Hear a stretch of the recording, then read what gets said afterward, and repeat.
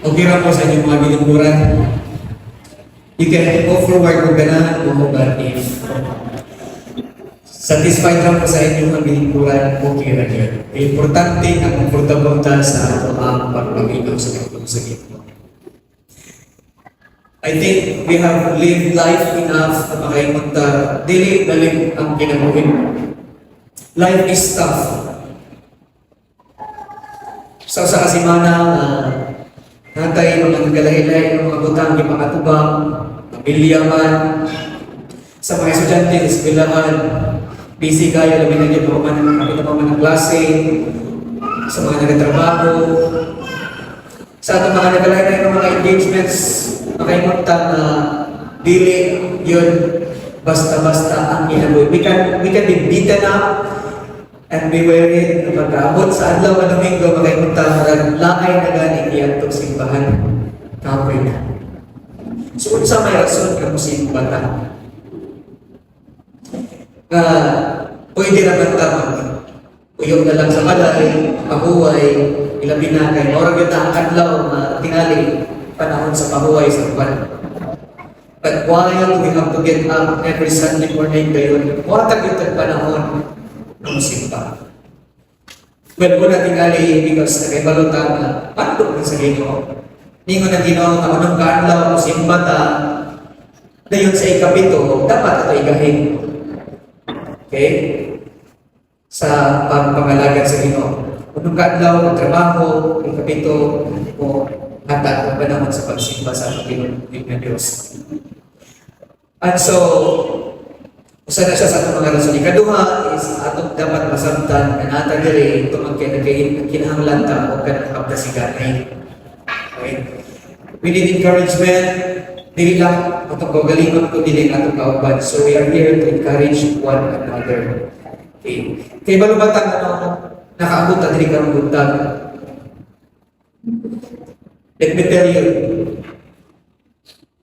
it's because of the grace of God. Grasya na yun sa Ginoo na nakaabot na diri karon. Right?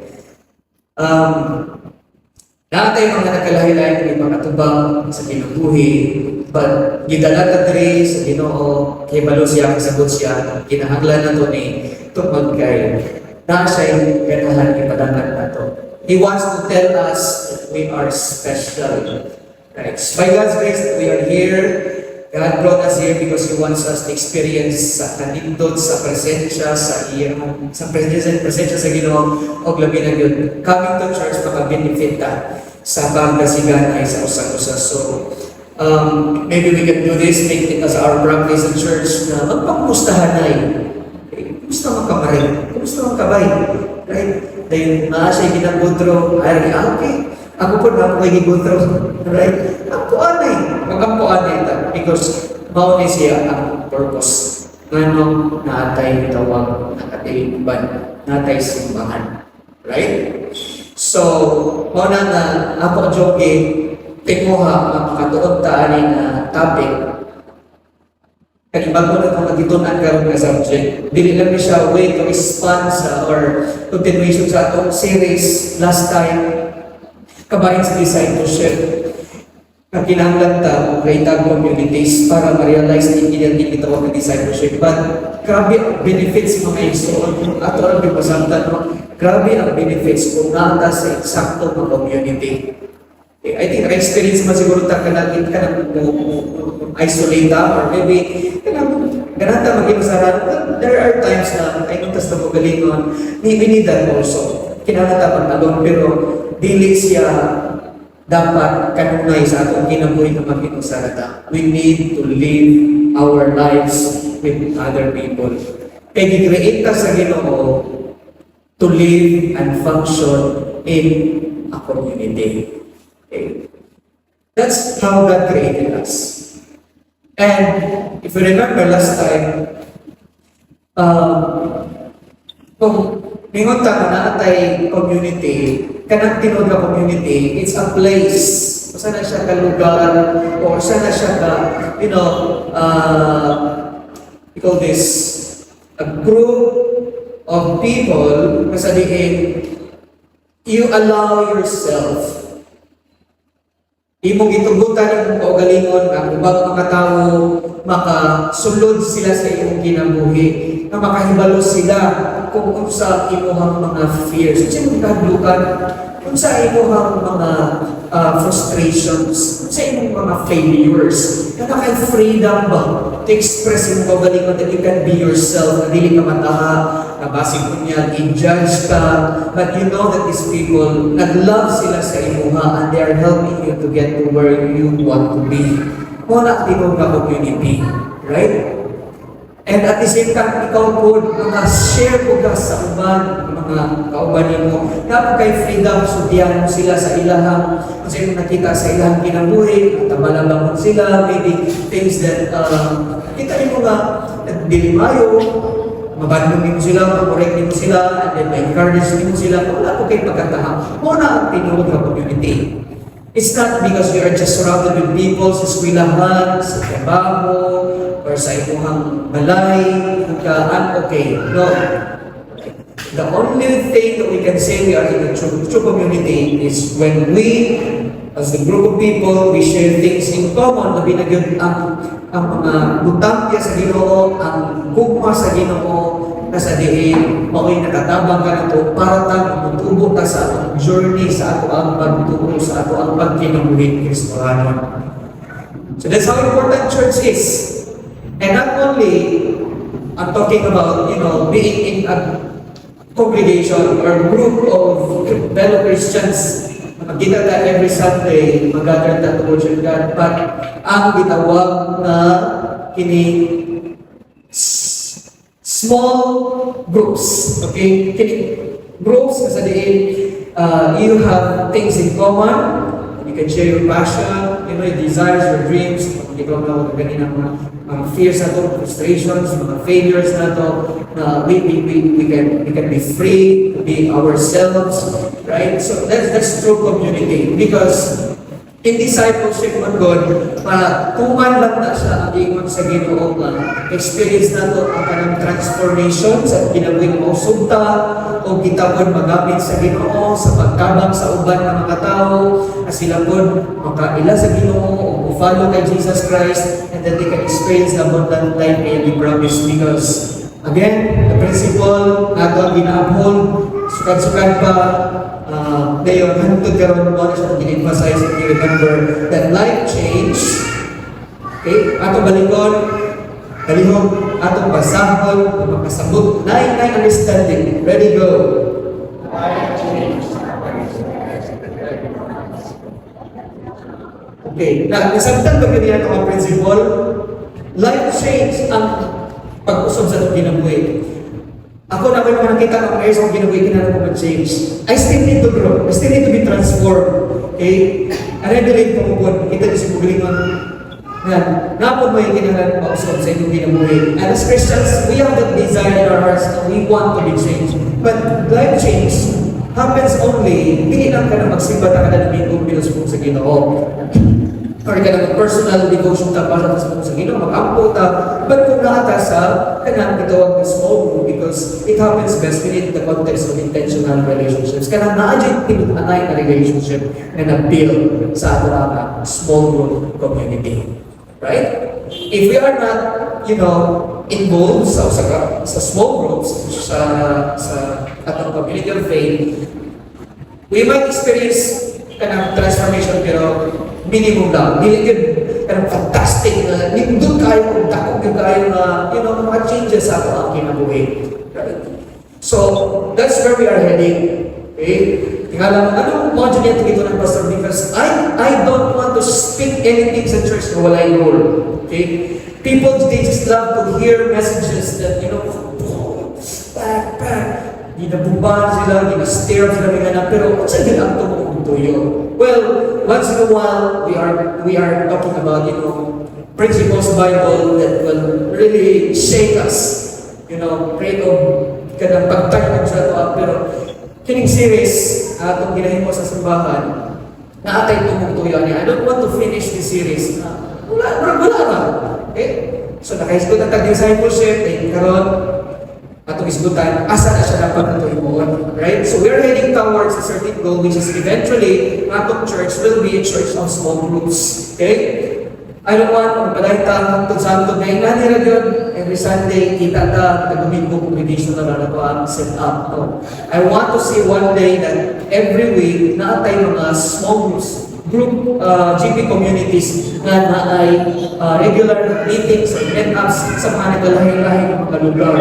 Okay? Maybe nasa Pasay, na-invite up ito, Pilinowi, nasa Santa, nasa sa Bayawan, nasa Dawis, nasa other parts of this community. Right? So, muna kong ginagawa. But of course, dili na siya may tabok, dili na ito masaktan, deeper way, mag-convince na kung sa ka-importante kinitawag na small group communities.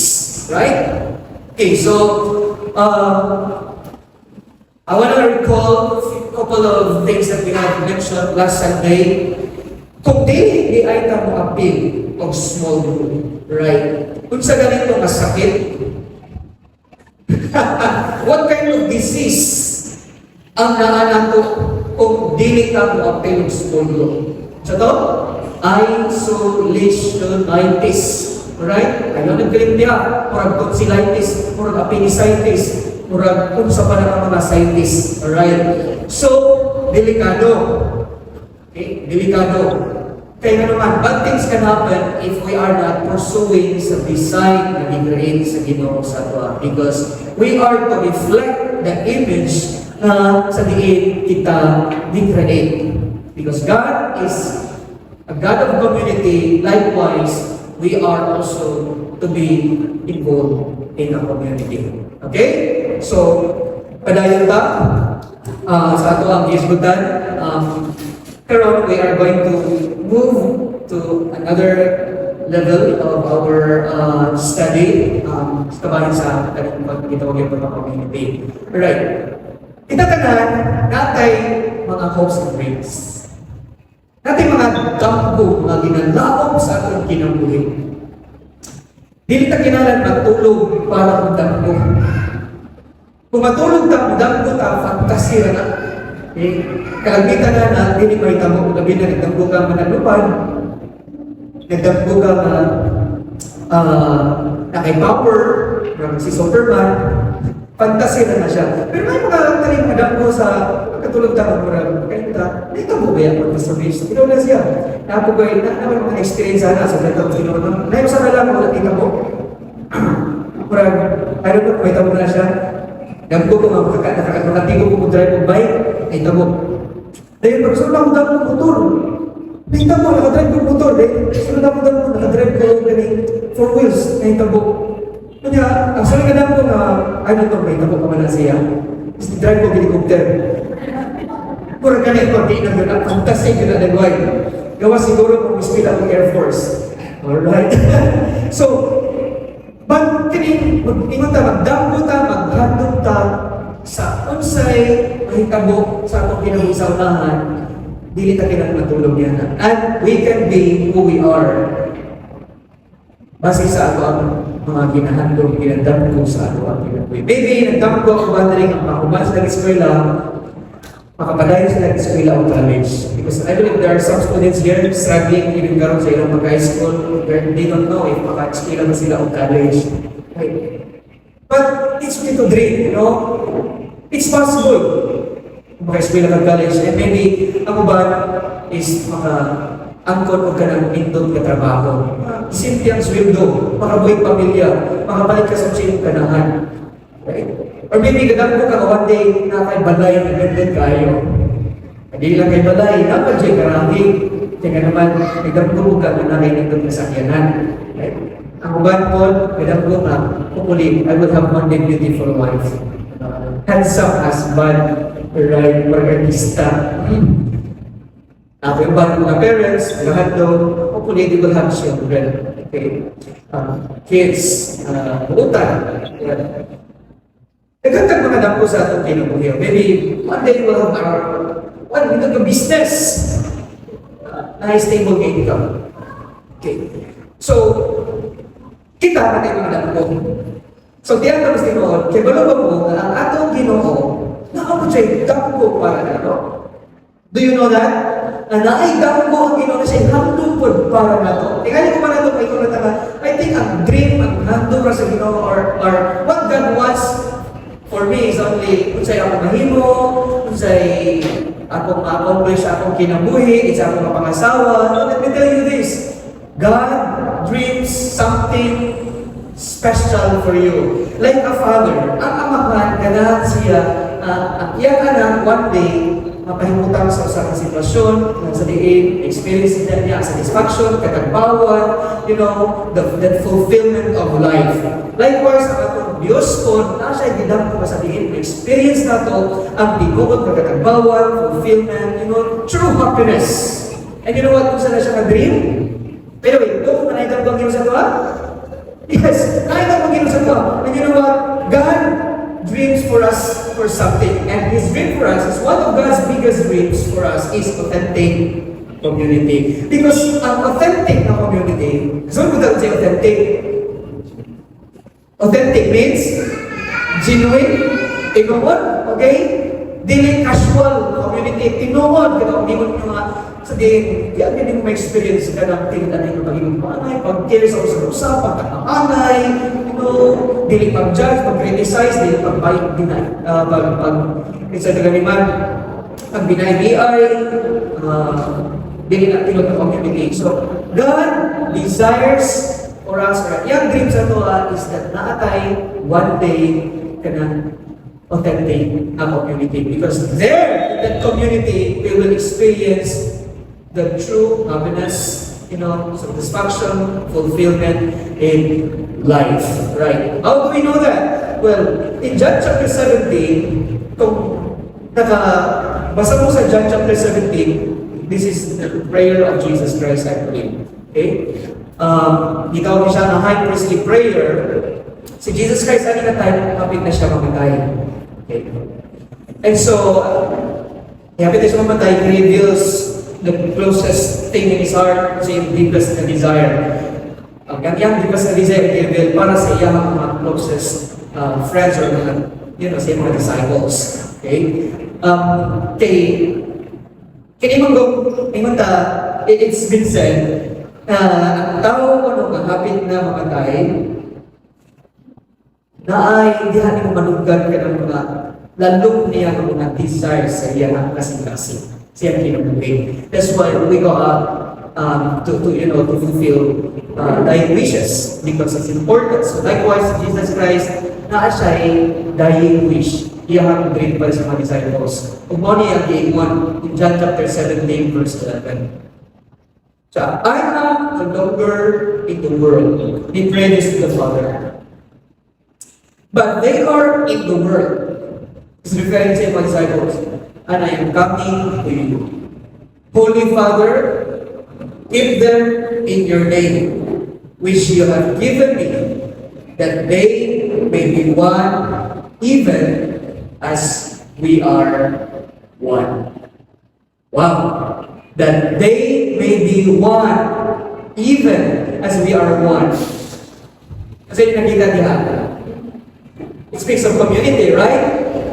Kana siya statement ni Jesus Christ, kaniyang dream, kaniyang revelation niya, dili na natin na siya ma-over-emphasize. Mao gina ang gusto sa Ginoo para sa ato ang kasaliin, ang iyang mga disciples, kitang mga Christians, we will experience the kind of relationship, meaningful relationship, that kind of quality, indot na relationship, na na-experience po ni Jesus Christ from the beginning of time in the Trinity. Okay?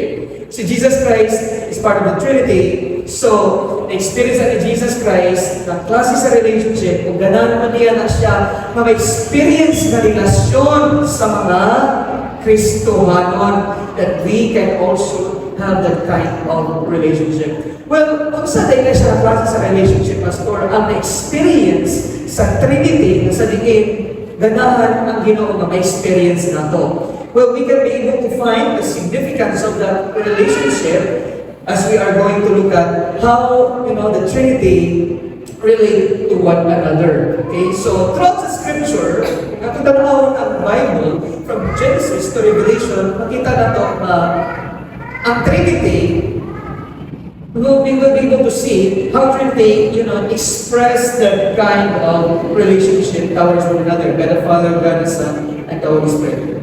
Example, Genesis chapter 1, verse 26, name man, ang punong sino ng Ginoon, let us make man in our image. There is that sense of, they enjoy with one another. And there is a kind of mutual respect and, understanding sa Trinity. Wala ni-argue ang parts of Trinity pag-ingon na, let us make man in our image. Okay? Right away then, they created man according to their image. Right? What else? There's that, delight, joy towards one another. In Matthew chapter 3, verse 17, behold, during his baptism in Jesus Christ, God the Father, ingon siya, behold, a voice from heaven said, this is my beloved Son, with whom I am well pleased. So, ang God the Father, nag-express siya of love sa iyahang anak. So there is that love, among the Trinity. So there's that wonderful, loving relationship. What else? John chapter 14, verse 26. But the Helper, the Holy Spirit, whom the Father will send in my name, He will teach you all things and bring to your remembrance all that I have said to you. History says kaya siya ng disciples, kaningon siya na, one day I'll be back. Babalik ko dito sa trono sa pagmamahal, at dili mo mabihaan na kamura. I will send the Holy Spirit. Kung sa trabaho sa Holy Spirit, He will serve as a helper. He will be the one to teach you all truths. So there's a support na ipakita po sa Holy Spirit kay Jesus Christ. So there is a love relationship, there is this delight, joy towards one another, nice support. There is another thing else that we can learn, John chapter 14, verse 10. Do you not believe that I am in the Father? He would just say, the Father is in me. The words that I say to you, I do not speak on my own authority, but the Father who dwells in me does His works. So they differ. There is this sort of submission to the authority. Right? So, in Jesus Christ, I'm not speaking on my own. Actually, kining ako gina-istorya, ika di sa Diyos naman. So, kita na ito na nito kaya relationship sa Trinity. What else? Right? There's another one. John chapter 17, verse 1. Father, the hour has come. Glorify your Son, that the Son may glorify you. They glorify each other. Glorify each other. No. Kung sa punta, kung kasi ka ito nga, ningtuta sa relationship sa Trinity. And we have no reason to dili na ito admire. We have no reason to dili na ito appreciate ang ilang relationship. And ningtuta sa yes, you're right. And let me tell you this, these types of relationships, makita na ito sa Trinity, has been poured out into our soul. So that kita po likewise, ato ni siyang ma-experience, ato ni siyang mahatag sa ato ang mga isip na Kristo kanon. Right?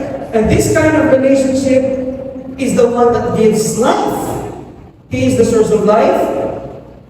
He poured out sa atong kinabuhi, we come alive, right?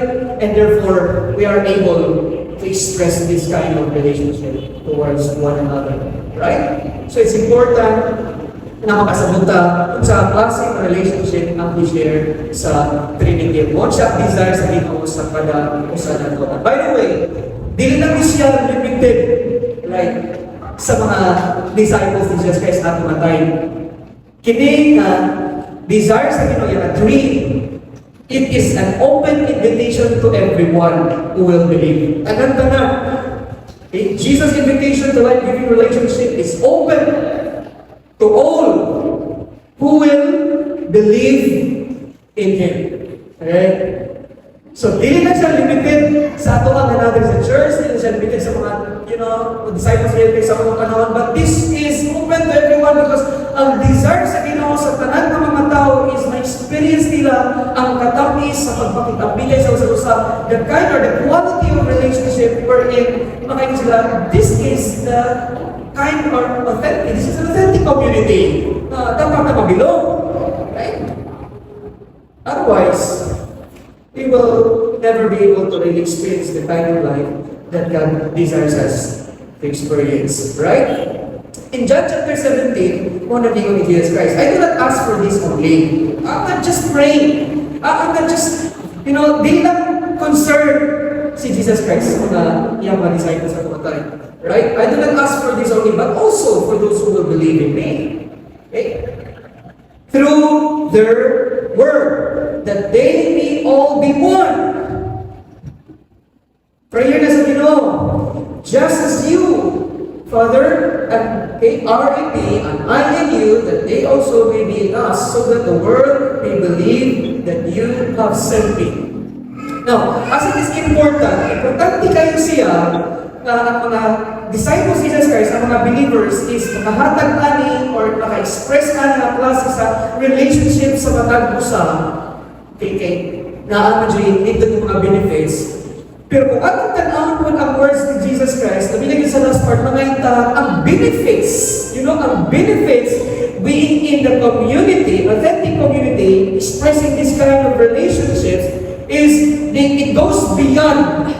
It goes beyond to the world. Kaya naman, atong tanawin na, so that,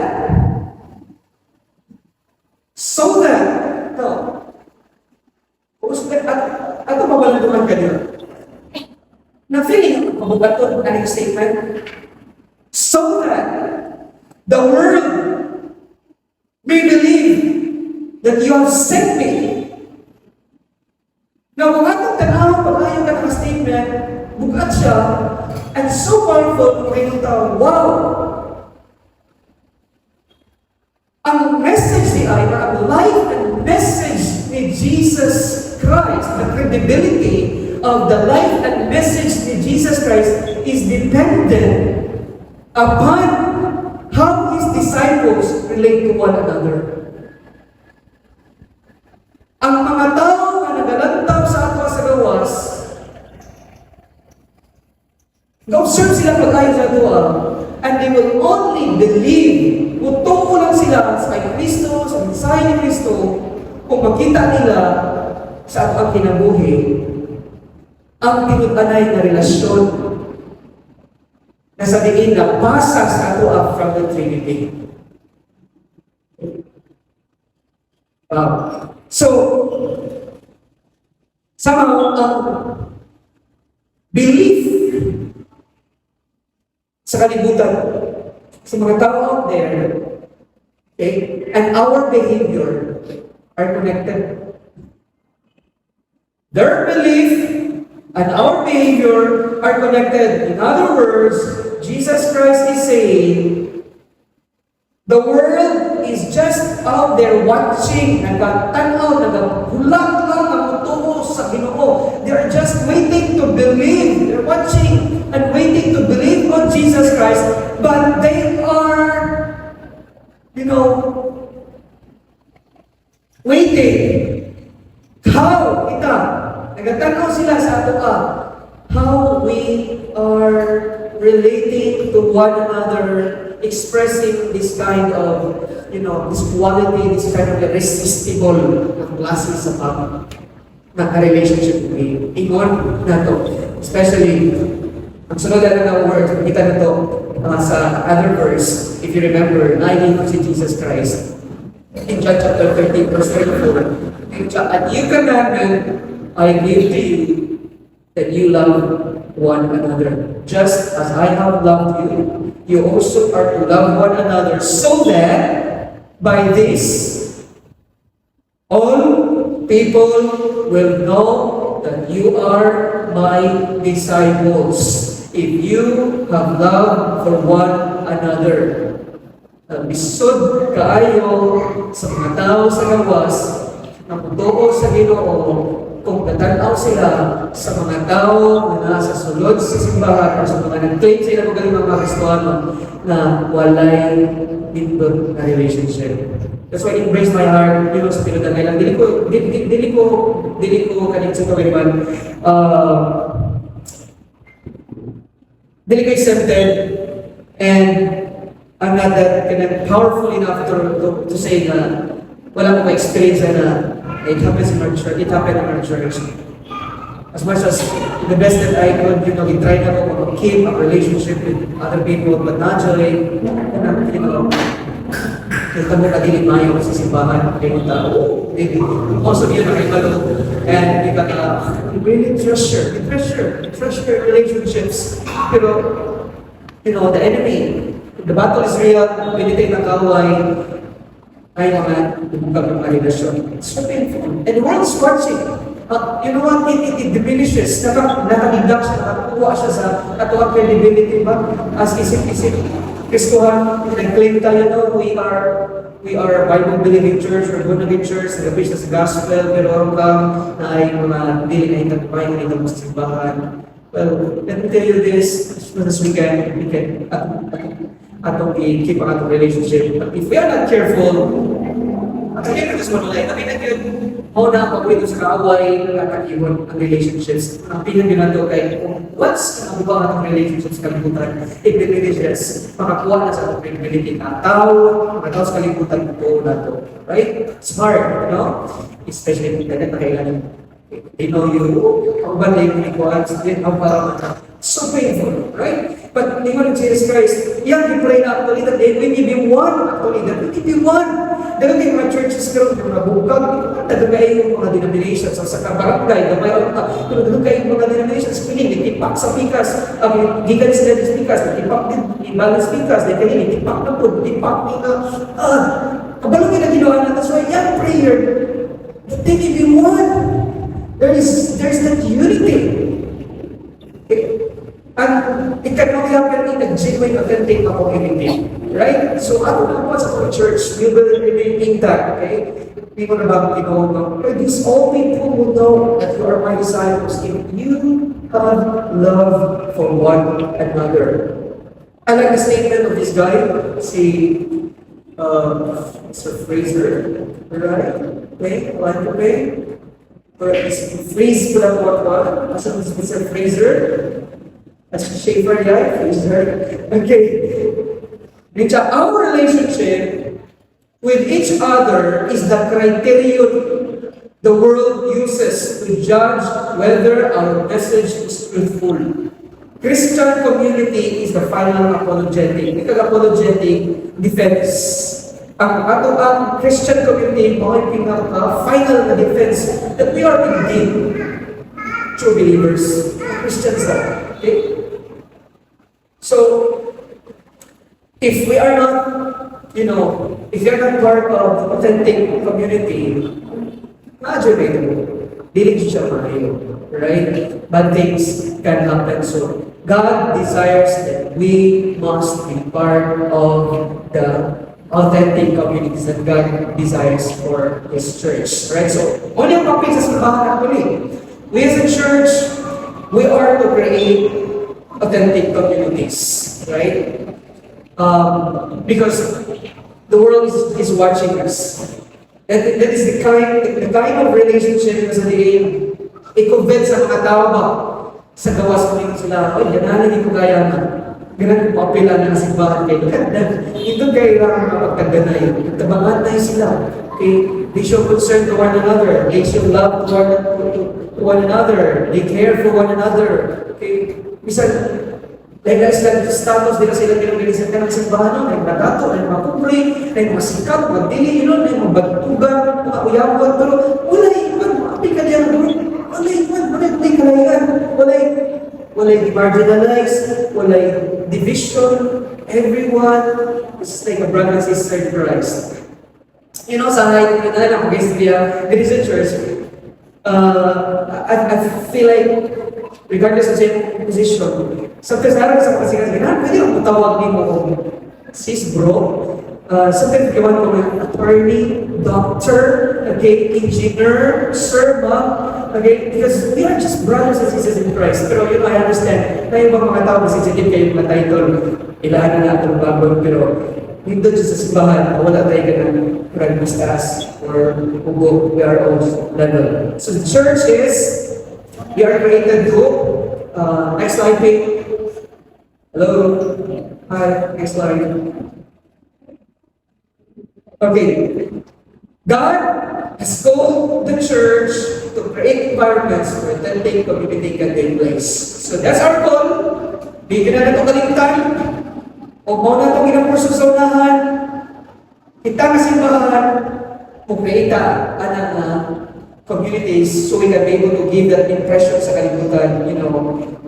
Come join us. We want to plug you in communities because there you will experience authentic community. Kasi at the end, you can just be yourself, free ka to share, express sa iyong mga aspirations, iyong mga dreams, even sa iyong mga fears, iyong mga frustrations, iyong mga discouragements.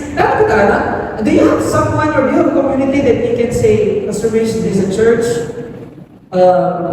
Not really sure. Maybe to someone like a gym, pero yung mga community, parang di pa nagway.